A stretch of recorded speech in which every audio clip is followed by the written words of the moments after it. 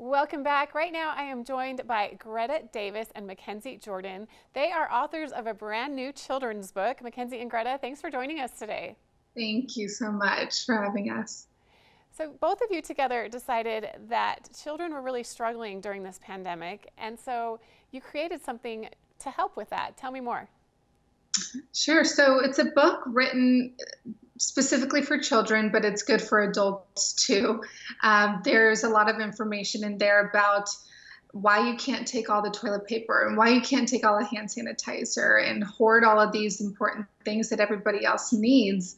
And so this little boy goes through that journey during COVID-19 pandemic, and he just learns to empathize and understand why there's repercussions to all of that, to hoarding all of these necessities. And Greta, you're a third-year medical student. How are you juggling your schooling, the virus, writing a children's book? I'm really impressed, but how are you managing it? Yeah, thank you for asking. So it was a bit of a whirlwind at first when the hospital doors closed to trainees, strictly to protect or preserve all of the PPE, which I think was a great move.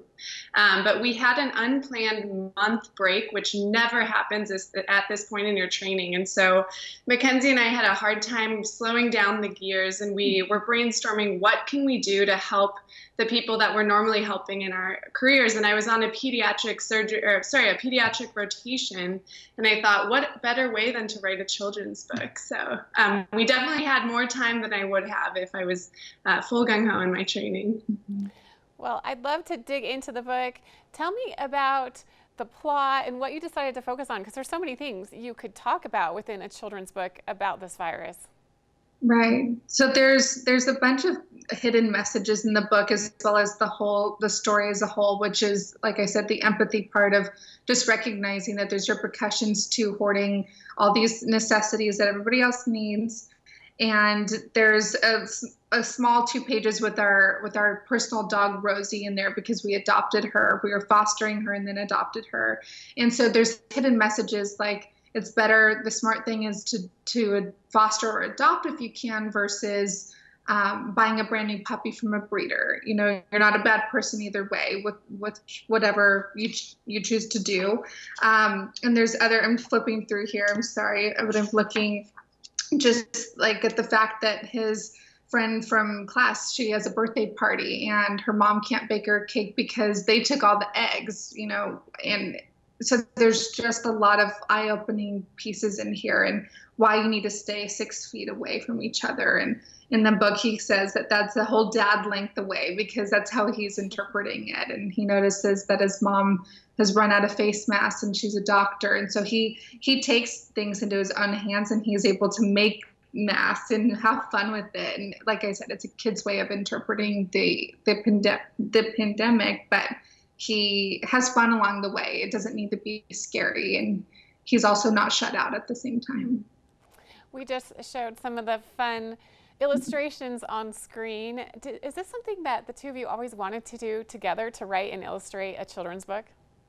Yeah, it's not something that we actively thought of beforehand. Personally, I've always wanted to write something. I didn't know what it would be, and I've always been someone to jot down ideas. And on a walk one day, we were just thinking of a concept for a children's book, because the things that we're able to do right now are so simple that a child knows how to do. You know, wash your hands, stay home, cover your coughs, and it just fit perfectly into this idea of creating a children's book. And both of us being such creative people, any creative project is something we kind of jump on. Right? And I know you just wrote this book. Have you been able to share it with any children yet? And if you have, what has their response been?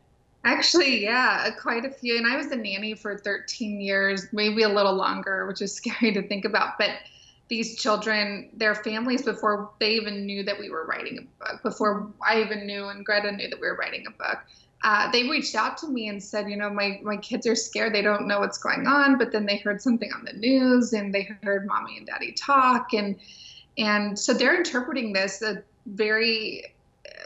it could be a lonely thing for them, and they're interpreting it in a way that maybe it only makes sense to them, so they can't express themselves as easily.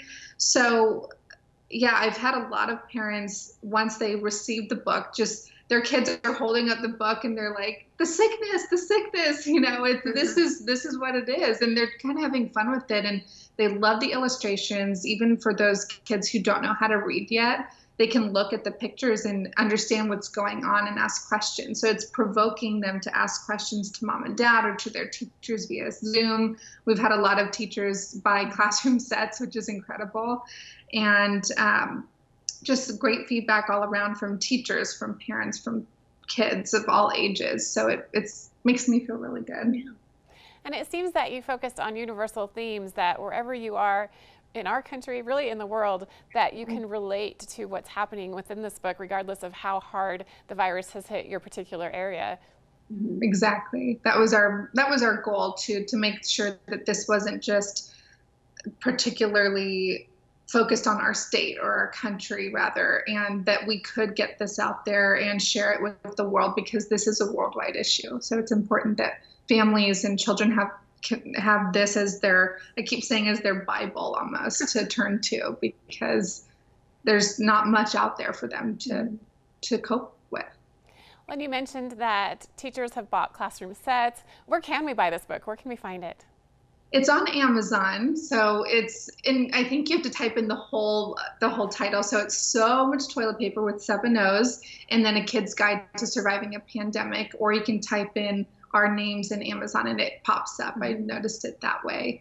And we have a website too, MakenziJordanDesigns.com, where you can find it there. Well, thank you so much, Greta and Makenzi, for joining us today. Really fun to hear about this book. And quickly, before I let you go, what's next? Are you going to write another book? Yeah, we have been racking our brains for another idea to follow up on this book. And just in the past week, we've kind of started forming our next concept. So I'm back training in the wards, but after this next weekend, I'll have a little bit more time to sit down and get something together, but it definitely is on the way. Yeah, something's brewing, so we're excited to share it, and I'll call you when it comes out. I'm looking forward to hearing about what you do next and what a needed thing to do. You acted on it and created something really helpful and really fun for many kids to enjoy. So thanks again, Greta and Makenzi, for joining us today. The book is So Much Toilet Paper, A Kid's Guide to Surviving a Pandemic. We'll be back with more right after this.